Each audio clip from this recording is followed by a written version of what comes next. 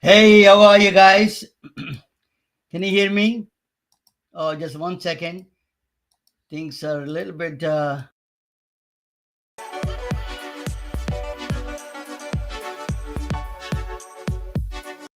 I ain't no Albert Einstein, but I feel that something's wrong.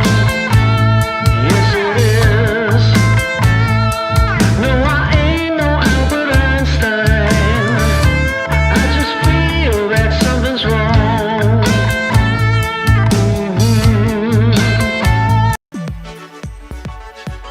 How are you guys? This is Ramana. Good morning, guys. And good morning, India. Good evening in California. And good evening, good night. It's bedtime in East Coast. Welcome you all. My name is Ramana Annamaraju. I am Medbricks webcast host. This is a kind of a new kind of a channel. We present. I introduce the guests, and then for a few minutes, and I talk with them, and then go to the presentation, which are the different kind of presentations, a new kind of tools that I present. Because a lot of doctors think, this onslaught of Silicon Valley, they feel like they're lost. But I'm a physician advocacy channel. This is, I wanted to give a different kind of a twist to the medicine, which is that it is hard for the Silicon Valley to learn medicine, rather the physicians to learn technology and the other areas that they can be exposed to much easier. They have an intellect, and physicians have intellect and discipline they can easily learn. So I think if they pay a little bit attention to other areas of other fields, I think they can get a lot more mileage out of their backgrounds, and then it can be very useful in their innovations. So I'm going to play Dr. Douglas Beall is supposed to be online. He could not able to make it, but I'm going to play a couple of minutes of his video. He told me to send me any video. I'm going to play that video a couple of minutes, and if you just the beginning, and then I will make it available for the full presentation if you wanted to watch that in the on the I'll send it to you. I'll put on my webcast the link for that. So let me play a little bit of his webcast and see that. Then I will introduce you. Then my co-host and friend, Christina Spatora from Bronx, New York. She's a psychologist, psychiatrist, psychologist, and counselor. Doctors also need that, actually, to be honest with you. Most of the doctors need that kind of thing. So after that, I'm going to present a topic. It is called Secret Life of a Particle. The particles are inside of you. All the particles are there. You're made up of particles. So I'm going to talk about the secret life of particles. But I'm going to play a little bit of just be patient with me. Let me tell you that I'm going to play Dr. Douglas Bill's thing.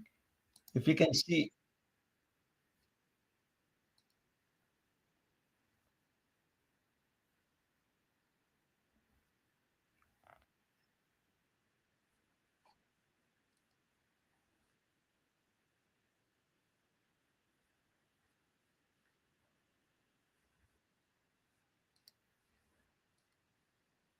Okay, just a We'll minute. talk a little bit about non-surgical Doug Beall. I'm an interventional radiologist from Oklahoma.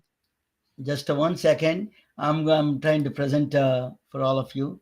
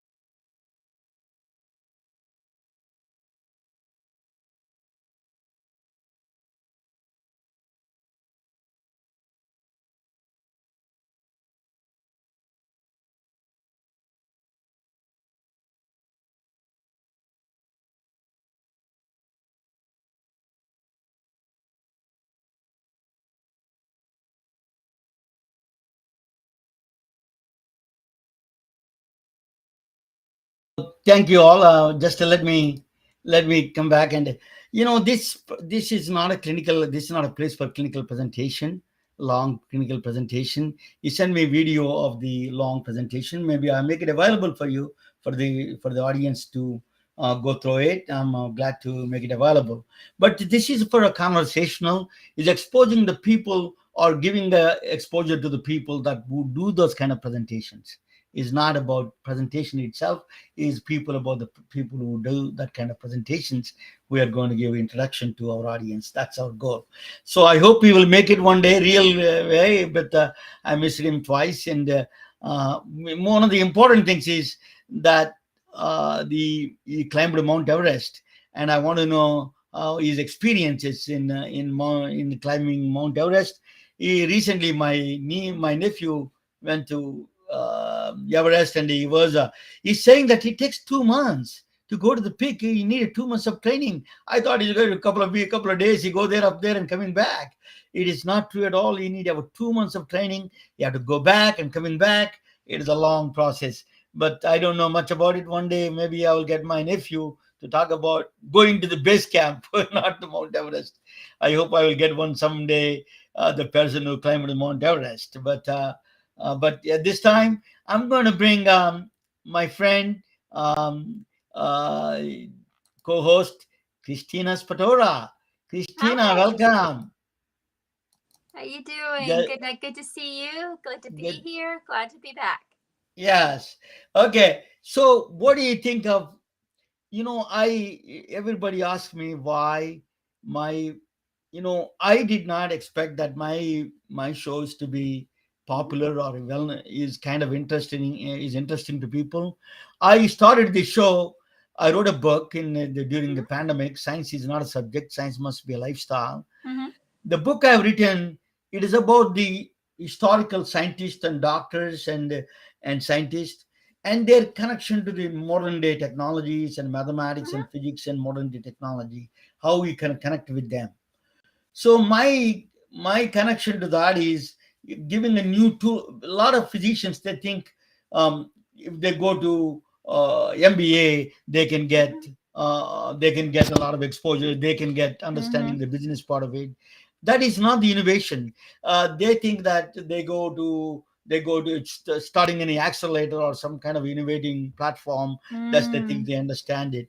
It's not. Actually, innovation requires a lot of a polymath kind of idea. Is a mhm, exposure to all fields, a little bit of exposure to mhm, different fields, so you can extract the ideas from the different fields. So what you've been to? You've been with me. I presented a lot of things through mhm. this channel. You are with me for a long time. You're a great friend. Tell me what is the things that attracts people my presentations, and then what do I need to do furthermore, advocate my program. Well, I can't speak for other people, but I would say probably what attracts them is that you are looking at things outside of the normal medical box. You are making people see things in a different way. A lot of times doctors, they're taught, okay, got this disease, give you this pill, we do this thing. You're getting into all other kinds of technologies and ways of looking at things that I don't think is really examined that closely by a lot of people in the medical field. And so when you are forcing people to look at that and to see things differently, there is something attracting about that. Like, oh, I can get out of my box. I can see things in a different perspective. So anything that makes you view things and that broadens your horizons is going to strike a chord. And Yeah. that's probably striking that chord. But I would urge any doctors out there who have felt inspired, hey, talk, speak up, let your voice be heard, let Yeah. people know what it is that is hitting you in a certain way, because everything hits everybody differently. But if I would have to say, what is it that makes this program different from others? Because during this pandemic, I have followed a lot of doctors. I can tell you everything about COVID. So I have a lot of doctors on my feed.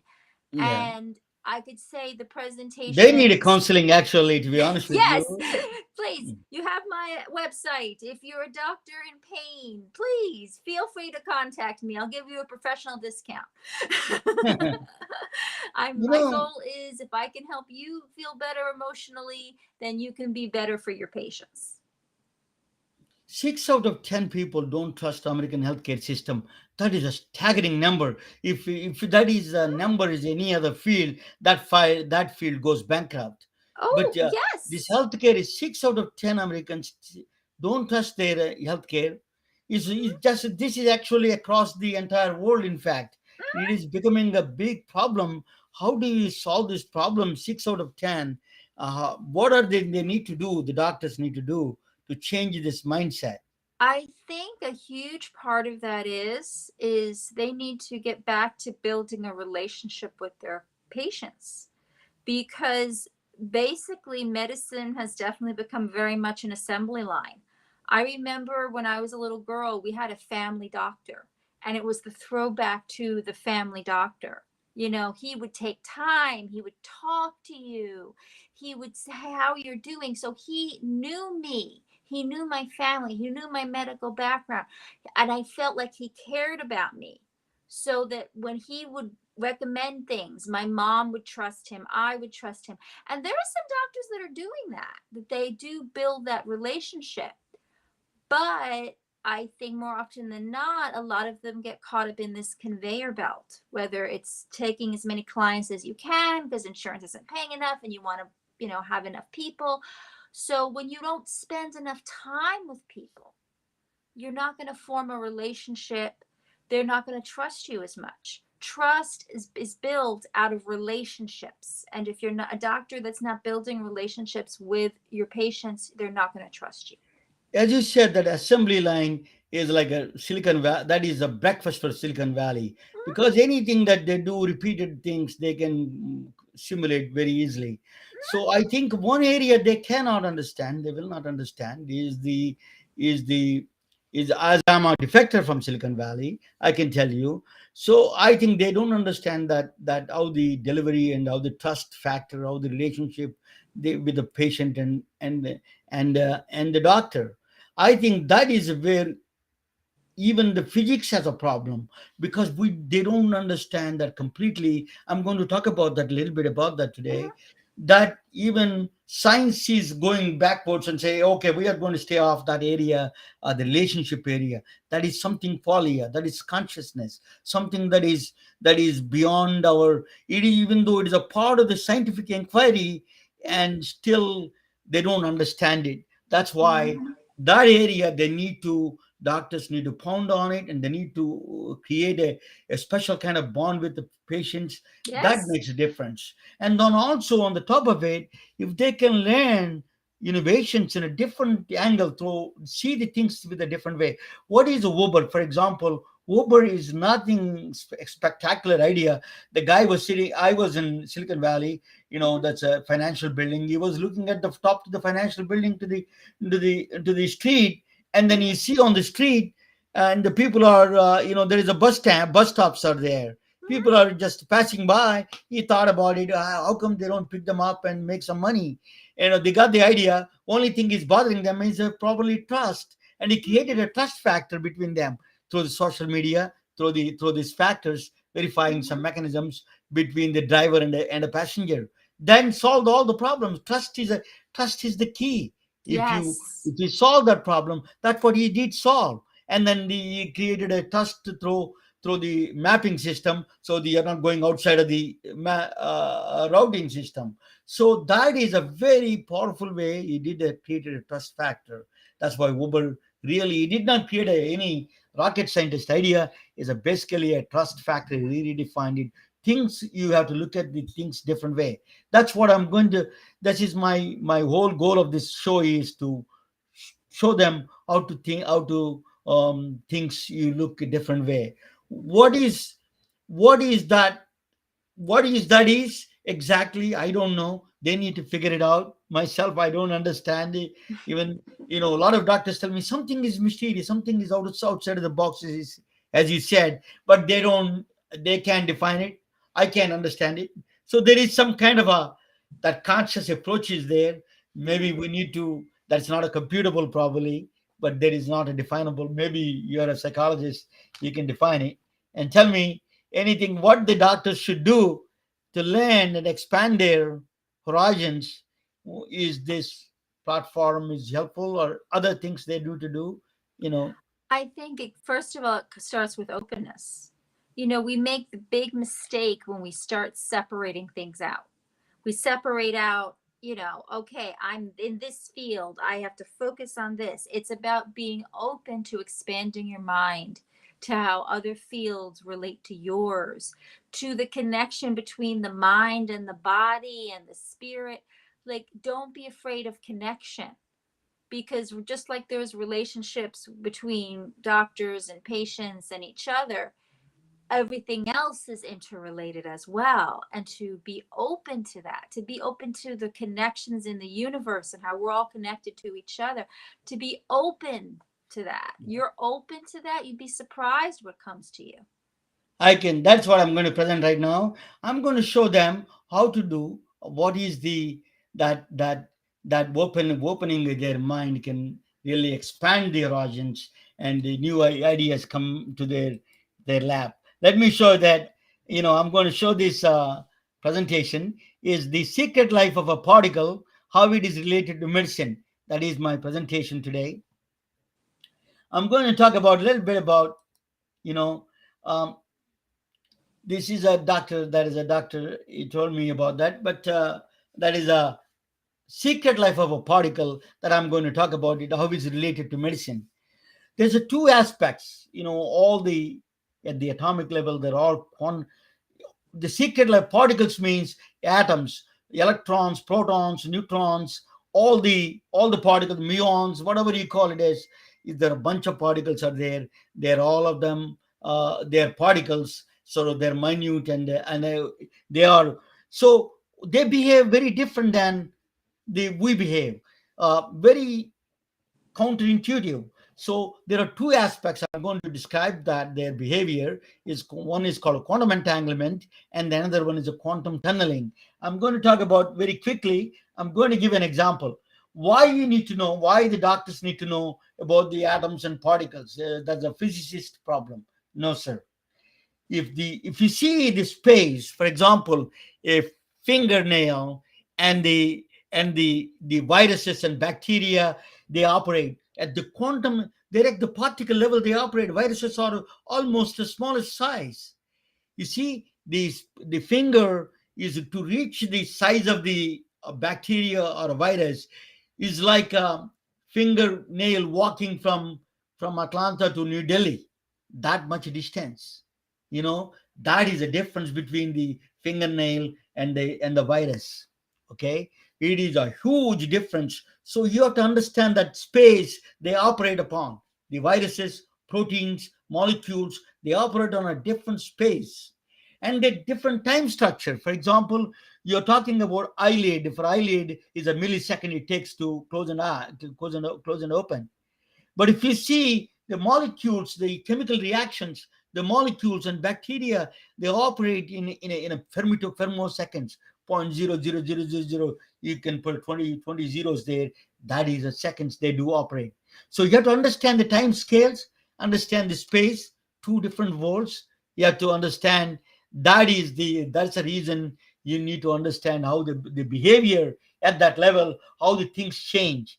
The viruses, proteins, molecules, they all operate under the particle level at the minute levels. So that the physics and the chemistry and everything is different there. That's what I'm going to talk about. So I'm going to talk about an example, magic at a distance. So the guy in the left hand side, he goes to school in Vanderbilt, and that is his sister on the right. She goes to school in University of Georgia. They are big football fans.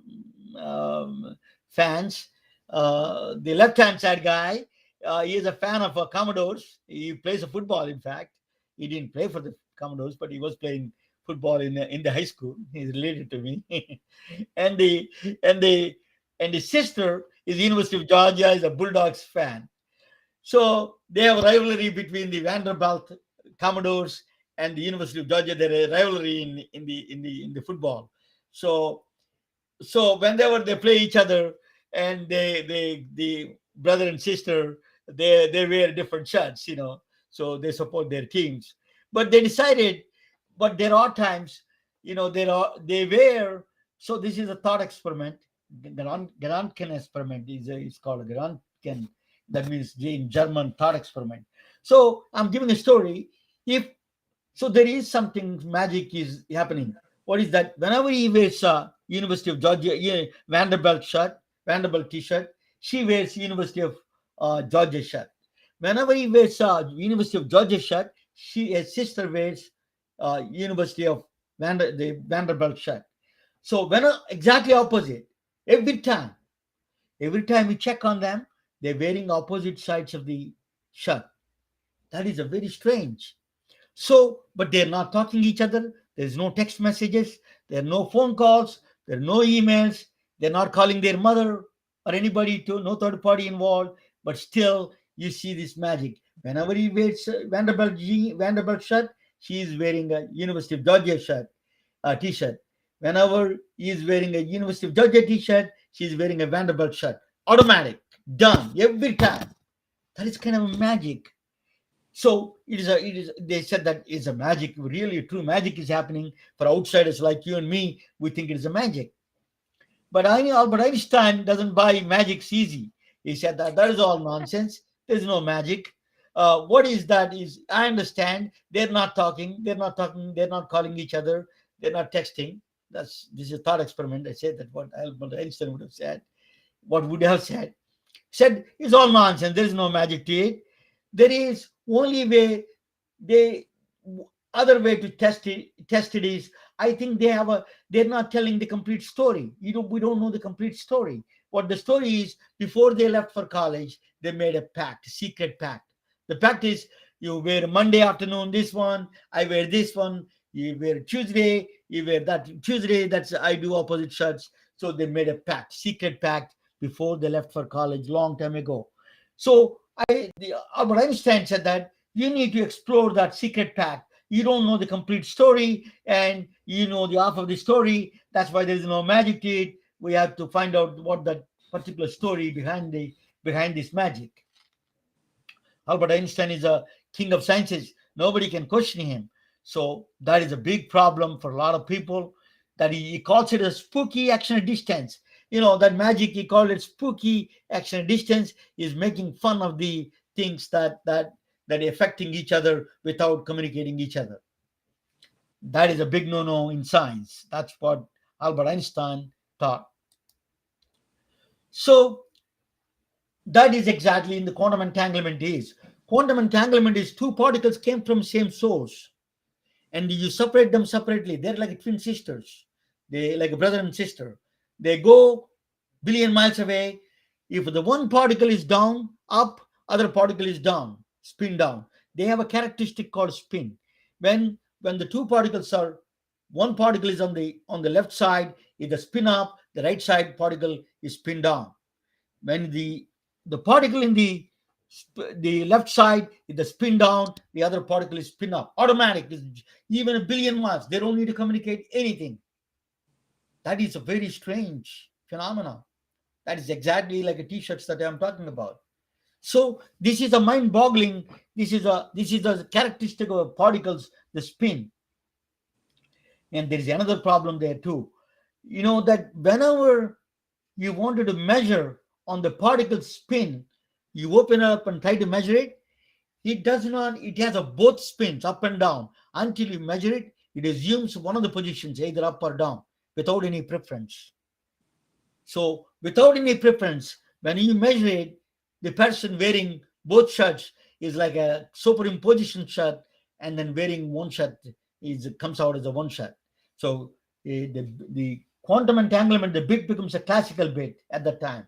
So when you observe it, when you measure it, the bit becomes classical, and it assumes one of the positions of the spin, left or the up or down. So the other one becomes exactly opposite. That is a quantum entanglement. So that is a magic. There is some problem there in the magic, right? So Einstein, I know Albert Einstein gave a different. He didn't say check those guys, but he gave it the theory article. Is called EPR paradox. Albert Einstein, Boris Podolsky, Boris Podolsky, and Nathan Rosen, or three physicists, came up with a theory that said that there is a hidden variables. There is a secret pact between these particles before they left. That's what they came up with theory. A powerful theory they came out. It is really mind-boggling. For 20 years, nobody can touch them. That is, there is no magic. We don't know the complete story of the quantum physics. So that is, there is no magic between them. We don't know the story yet, complete story yet. That's we need to accept that. So it's like we cannot prove it. They cannot prove it. So the quantum physicists said that how can we prove that when I'm not watching TV, my angels are watching my TV. My that you cannot prove. If you see the angel, she disappears, but she's watching it. So you cannot prove there is an angel there or not. How can you do that? And so some of the quantum physicists they had a problem for a long time to come up with a theory. But mathematicians and physicists are smart. I tell you, there is a Irish physicist. His name is John Bell. He's a very well known among physicists, but he's not known on the outside of the physicist. He's like one of the most powerful physicists exist in the physics world of physics. He came up with a theorem. He said that you can test the Einstein theory, hidden variable theory, that is that there is a secret pact between them or not. So he came up with a theoretical model. So you could test it that whether he has whether they have the secret pact between the particles or not. So that's like in fact, his theory you can apply to the poker games. So you can tell somebody is cheating in the poker game, or is a random event is happening, or is there any cheating is happening. You can apply his theories to even a poker game. That's what I said. That is a God game. So it's a powerful mathematical construction he came up with. Is a theorem. Is called Bell's inequality theorem. It is a equality violation. You don't have to go inside, but it's basically you can test. So if they wear a 55% of the time, they wear a different shirts. So what he said was, you go and send somebody there, two people, and give them two different shirts. They randomly wear different shirts. So you send a one person agent to his place, and a different person to her place, and they hand over the shirts. You wear the shirt. See what is, then they check it. Other person what is wearing it. So what they came out, it is a stunning. It is without their calling each other. So you can. That's what I was telling you here. You can send actually. If you see this, you can send people. You can send two people. You can send. You can send two people to them to check on them. They have a shirts. They give the shirts what to wear for the brother and sister. So there is no way they can have a hidden pact works. There is no secret pact cannot work. So John Bell came up with that kind of theory in his theory inequality theorem. So similar theorem he came up with. So these two people go there, randomly they give different shirts, and see other people are working opposite shirts or wearing opposite shirts or not. Brother and sister are wearing opposite shirts or not. So what they found out is stunning. That is exactly what they did. These two guys went there, and they are agents, and they want to check their theoretical physicist kind of people. They went to his place and say they're going to randomly select one of the shirts and give it to him and see and call the other girl is wearing the exactly opposite shirt or not. So that is a very strange thing they did, and every time they did that, they're exactly wearing opposite shirts. There is no way possible you can have a hidden pact. That's what the Bell's inequality proved it. In fact, there was an experiment in 1970 that is the Nobel Prize in Physics was awarded this year for that experiment. His name is Elian Aspect of the France, and John of Clauser from San Francisco, and these two people in 1970, and the Anton Zellinger is a different one. You provided additional tools for that kind of a theory. But these two, alien aspect and the John of Clauser, they proved the experimental verification. They themselves did not believe this magic will happen, but it is. There is a magic there every time. These opposite sides happen. Quantum entanglement existed. So what the Zellinger did is you send a, quantum transportation. You take the information from one place, you can duplicate that information other place without any communications. No communication at all. There's no, it's a quantum entanglement. Quantum entanglement means the information is copied other side, automatic, without any communication. It's like a magic, right? That is exactly what they proved. Beyond the doubt, it is proven. So Einstein was wrong. So magic it is absolutely magic. There is a magic exists between these two particles. Is a quantum entanglement is a magical aspect of the quantum physics. Mr. Einstein, you're wrong, and they proved it is one of the rarest times Einstein was wrong. The quantum entanglement happened to be true. The magic is there. There is a magic, without a doubt. So that is a quantum entanglement. How do you relate to the medicine? So quantum entanglement in the PET-CT scan, for example, they give a contrast called FDG. FDG has produces in the brain scan, that produces the positrons. It produces a positron. The radioisotope produces a positron, and it interacts with the electrons in the brain, if you are doing a brain scan, and produces two powerful gamma rays, gamma photons, gamma particles. They, with the angular momentum of the Newtonian physics, they exactly go 180 degrees each other. But they're correlated. They're quantumly entangled. They're like twin sisters, brother and sister, they're like. So they entangled each other. They went and hit the detector same time. So if there is a problem with one of the photons, if the readings are not 100% right, the other one you can check it out and compare that correlation. You can correct it. That's what they did. You can do the correlation with these two particles, with these two gamma ray photons. You can do correlation. You can eliminate a lot of background scattering. The biggest problem with the gamma ray scattering is in the images, or gamma ray scattering. You can eliminate that. You can avoid that. You can, by comparing the computational algorithms, you can avoid that background scattering.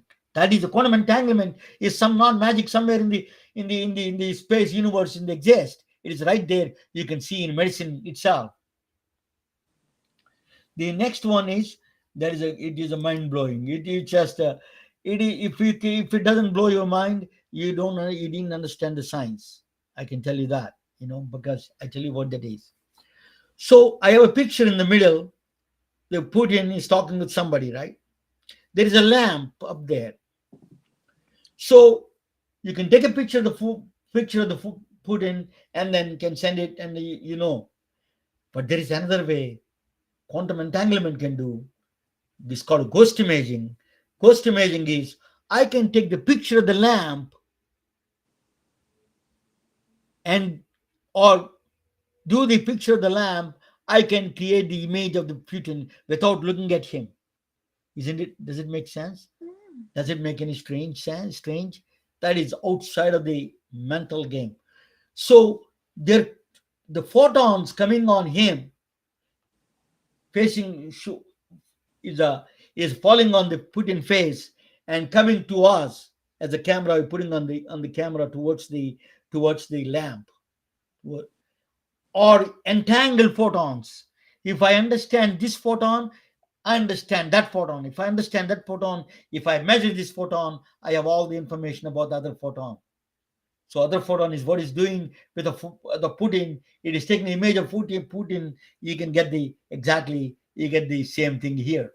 It's a concept, though. It is not. I'm not exactly. I'm exaggerating a little bit, but I'm telling you that's what the ghost imaging does. That's a basic science of basic principles of the ghost imaging is that taking the object, it is actually, you're not taking the object picture, you're taking the source itself. For example, they did the actually picture in the University of Maryland in the Air Force. I don't know, it's still under the lot of secret, I think. They won't tell you everything about it. But in the University of Maryland, they came up with this. The picture that you see in the middle is the picture of the human being. They took it without looking at him, looking at the lamp that took the picture of the human being. They only take the picture of the photons. They computationally computed the picture of that one through the looking at the camera itself, looking at not the camera, looking at the source of the photons. So you don't have to meet that, you don't have to see that person.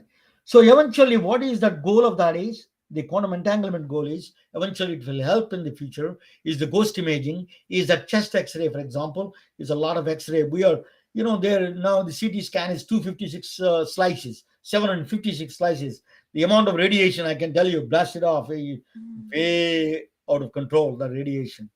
So if you're doing the radiation that many times for cancer patients, it's very risky. So you can do, this is a new kind of a technology. You can use it. You can reduce the amount of radiation, ultra low radiation you can do. You can get the quality pictures with the ghost imaging. That is one of the research projects going on in the medical field. So ghost imaging is not a ghost. I'm taking a picture of the ghost. It's actually, you can do the Wikipedia if you know that it is a ghost imaging. It's a picture of. It's a very complicated process, but it is taking the source itself, the entangled photons. You measure the computationally. You take you understand the twin sister. You understand the twin sister. You can tell the behavior of the other sister. That's what it is. Basically, it comes to that one. That exists in the physics. So there's a quantum entanglement. It is a very true. The next one is quantum tunneling. The next concept I'm going to talk about quantum tunneling. If you have a hill, for example, you have to go above you have to climb around and then come back to the other side, or you go around and drive around. There's no other way you can go inside. You go inside and go other side. It's shortest distance. But in the classical in the quantum world, it does. In the particles, the space and time they operate, the places I told you, the minute spaces in the minute time fractions they operate in the quantum behavior is very different. It's called quantum tunneling. If they go through straight through, they pass through barriers. So that's like you're going through a wall and appearing other side without breaking the wall. That is strange. That it does that in the quantum tunneling. In particularly nature, our body found a nature subway system. It is found a subway in our system. Bodies, quantum biology is a new field. It's coming up. They found a new the biology is a big molecules. They thought quantum systems don't happen at the biological level because the temperatures are high. The only quantum systems happen in the lowest temperatures. But the nature found its way, different way. They found a tricky way. They can exhibit the quantum behavior. Nature found its subway system, which is enzymes, for example. One of the carbonic enzymes or catalysts, for example. We don't know the exact behavior of the enzymes, how they behave. They're extremely hard to understand. How we understand the reactant and the final result, but the in between the steps we don't know yet.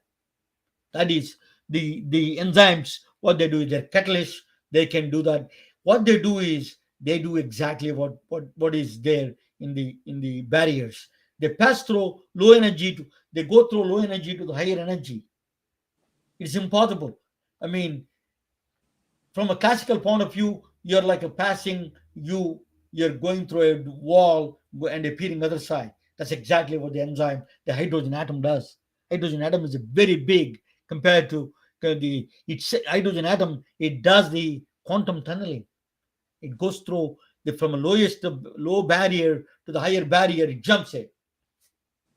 So the theory behind it is some people say it went into the future and borrowed from the energy from the future and came back and got the energy and went through, or magically it appeared other side. Whatever the case may be, we don't know how it happens. It happens. This is called quantum tunneling. Is one of the mysterious aspect, a counterintuitive idea of the quantum physics is the quantum tunneling. So enzymes, you see enzymes quite a bit up there, and then they found out the enzymes exhibit this behavior. They're doing a lot of research on it, you know. So quantum tunneling is, then another one is smell. For example, some people can tell the difference between I cannot tell. Northern wines, a subtle differences between the two different wines, northern Italian wines and southern Italian wines. From Sicily wines are, I didn't know that there's a much very subtle differences between these two wines. So what they found is olfaction is the nose only has a 400 receptors. But as we know, we have about 10,000 smells we can do distinguish between them. How can it be possible? 400 receptors we have for the molecules, and then we have a 10,000 smells we can distinguish. Mathematically not compatible, and chemistry is not possible that way.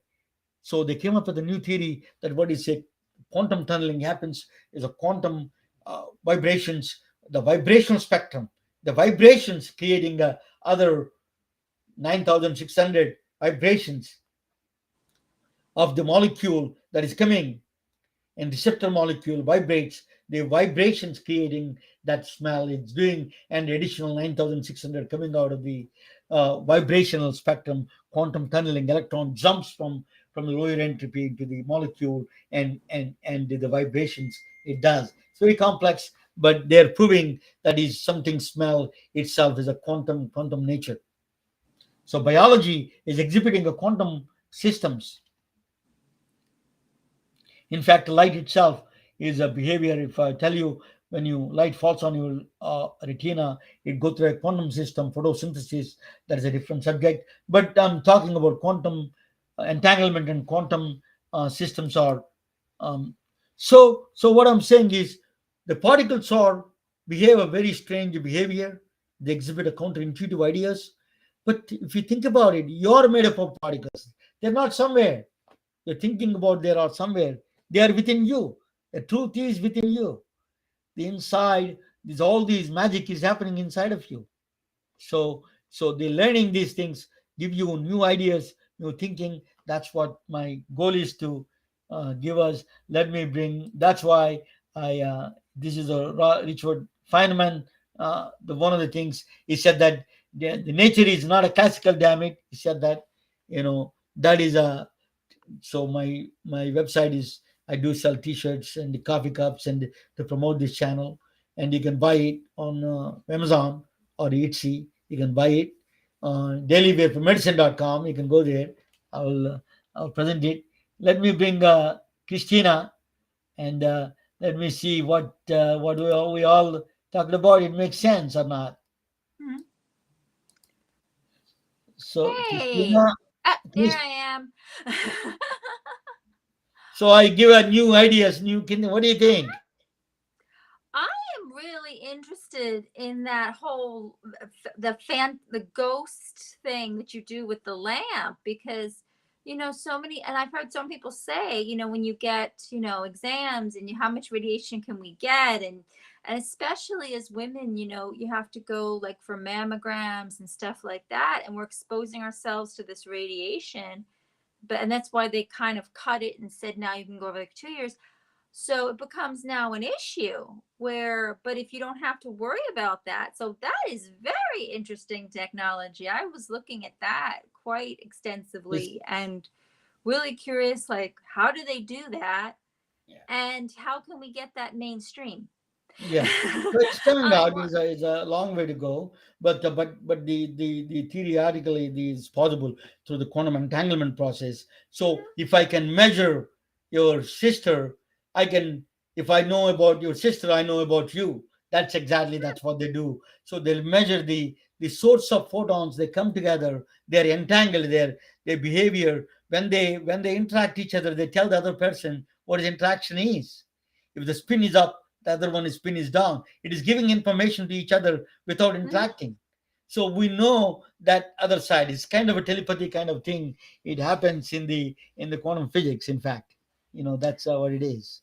That is fascinating. I love that. I love to think the particles are having these telepathy conversations, but Yeah. it's like all this internal. I wouldn't be a bit surprised though, because the most amazing things do happen on the atomic level. So You I know. think what is the reason we don't feel that way? Maybe that is the reason. One of the reason we still is a mystery. But I would say that it's our mind itself is prohibiting us by not looking at it, because we are not open to the ideas. A lot of things, when Mhm. some of the problem may be our mind itself, our our Absolutely. A our closed mind won't allow you to see beyond your yeah. narrow That tunnel of that experience. is exactly what my goal of this thing is, that I'm trying to do. I I was sorry that Dr. Beall didn't show up. I wanted to ask him about the Everest. That I'm very interested about Everest, and he cancelled. But I when the doctors cancel it, I understand some extent, but some extent this is the time for them to show their interest. Is not It is for them to show everywhere, wherever it is possible. They have to use that channels to show. Technology guys do that all the times, Sure. and the physicians are falling behind it. And this is a platform. Why I'm not a physician, why I'm doing that? I'm a physician advocate. My father is a doctor and a teacher and from a small village. I can tell you that relationship, as you mentioned, is so vital to that process. And Mm-hmm. I feel that even today, the Yes. relationship with the patient and the doctor, that influence is on me. So that is one thing. They need to take advantage of it and understand the new ideas, new things outside of the box. Physicians, the word itself, physician, is to treat physical things. That is a bigger problem right there, right? Mm-hmm. Is a I think human beings are more complex. It is a physical, emotional, spiritual, mental, environmental, Yes. all of them Oh, together is a I complex system you're agree. treating. You have to treat that's mind and body healing. If you have to don't do Yes. And that, yes, when we separate those parts, we're missing the complexity that is our human existence. yeah. You can't separate the physical from the mental and the spiritual. It is all connected. It is all connected. And it is embracing that which will bring us greater enlightenment and truth. But we need to be open to it. And it's interesting because you mentioned you want to really know how to climb Everest. In a way, you are climbing your own Everest with this work, because you're seeking to climb to a different elevation. You are seeking to elevate medicine to a different place. So this is your Everest. You're doing it. That's my Everest, and I'm doing it. I'd keep on doing it until, you know, some doctor asked me, what is audience? I have a lot of the audience that LinkedIn and, I'm on 7 channels. They watch it on recording. They watch on different times. They may not have the numbers, but they watch. I know for a fact because a lot of people call me and talk with me. Mhm. So second thing is, it is not the numbers, it is the mind that makes sense. Eventually the Mhm. numbers are, YouTube cat videos, million people watch. What is a useless? One teacher, Exactly. one person can make. Gandhi made a difference, Buddha made a difference. You're the one with the new ideas can make a difference. That's what it is, I Absolutely. feel. So that is my goal. It's not a number. um the the thing is that we need a one more, a new person, a new kind of a thinking we require in now to the Mhm. medicine to the next level. Higher level thinking, higher dimensional Mhm. thinking is required for this healthcare to go anywhere. It is a Absolutely. mindless. I saw a movie yesterday, Christina, in Netflix. You should see. I'm a good nurse. It says, Mm. it's a movie. It's an excellent movie. It is a movie as a nurse. She doesn't have the insurance. She needs a transplant, and there's a guy who's killing in the nurse killing a lot of people in the hospital. There's a story about them. But this woman is finding out that guy is doing wrong, but Mm. she doesn't have her self insurance, and if she doesn't, if she can't work on that day, she may lose the insurance. It Mhm. is sad, this country is as good as this country. We are treating human beings just the pawns, and is out of control. This is like a deterrence. One of the thing is that educate this is like um a onslaught on humanity if you Mhm. don't address this healthcare problem at the fundamental level. Very Mhm. shift the new game. Forget about all the patchworks. The reason is they're doing the patchworks. It never works, patchworks, because the philosophy itself is wrong. I follow this one, Christina, Plato's philosophy. Plato said that theory of forms, he created a philosophy. He Mhm. said that objects and ideals, ideals are principles, they're timeless and ageless, they're principles. Mhm. And the objects are just you, me, and all the houses and lamps and everything. So I applied to the healthcare. If you apply that to healthcare, the taking care of sick, understanding the pain, those are the principles. The Mhm. objects are doctors, nurses, you, me, patients, and health plans, insurance plans. All of them are objects. What Plato said that is very interesting. He said that the reality is the principles are real. The objects Mhm. may seem real, but in fact they are shadows of these principles. They are Mm. not themselves are real, not real. It's a Western Bhagavad Gita, he said. It's all Maya. All these people you're talking about are not real. They are the shadows of the principles of these highest principles. So these are the two different worlds. When they interact, it has to have an outcome, one outcome. Mhm. They cannot dictate, these objects cannot dictate how the principle should be. Technology Mhm. should not dictate, what the care principle should be. Mhm. The mirror in the object in the mirror is telling how to move the subject to move. Doesn't make any sense. That's what is happening. These objects are telling how the care principle should be. That is a fundamental problem. We need to address that. That is the day we address that. Then automatically, as you say, mind, body, all of them come passes into one. What do Mhm. you think? I think so. And I think part of addressing the inequity in healthcare is addressing how are we viewing healthcare. And we can't see it as a business. When you see it as a business that's not making that we're worrying about, I think so many times they're worried about, it's about the money. You go to a hospital, the first thing they ask you for is your insurance. Now, I know other systems aren't perfect, our systems aren't perfect, but there's got to be a better way. And there is this barrier that exists even with, having the Affordable Care Act and stuff like that. You still have, if you don't have certain insurance or certain money, you will not get the same health care as somebody else who does. And we But but saw but that during the pandemic. But we humans came up with this insurance nonsense. We came up with the new reward systems. Entrepreneurship is nothing wrong with it. I want the businesses free enterprise No, system to there's work. nothing wrong with it at all. But The free somebody enterprise shouldn't system should die exist, because they but can't it should afford be it. open, it should be transparent, and it should be everything that is available. Everybody should compete. But here Right. is the big health plans carving out their own things. Everybody's carving out their own Mhm. games, and then they say that's what it is. It is a this is a very dangerous world we are in. We need to, humanity will perish if we don't Yeah, address this problem at the fundamental level.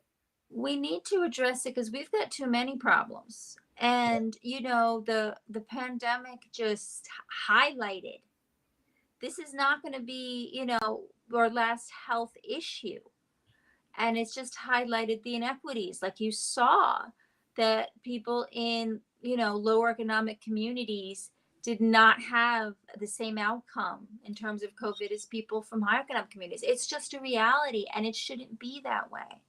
Your Yeah. economics should not determine your quality of health. Thank you so much, Christina. You're always pleasure to have you. You're always sheds a new light on the way of thinking. I'm always honored to have you. Thank you so much. Good night, guys. And I'm going to play video where you can buy the shirts and everything to support this. But thank you all. Thank you, Christina. Good night, Thank all you of for you. having me. Good night. Good night. We are retelling their stories through our patented designs that can be worn on scrubs, t-shirts, printed on conference bags, and endless other promotional materials. Daily Wear for Medicine is the first ever of its kind to create curiosity in medicine through visual art. We at MedBricks are celebrating unsung heroes of the past who made enormous contributions to the field of medicine through our unique campaign called Daily Wear for Medicine. You can wear it, carry it, and give it.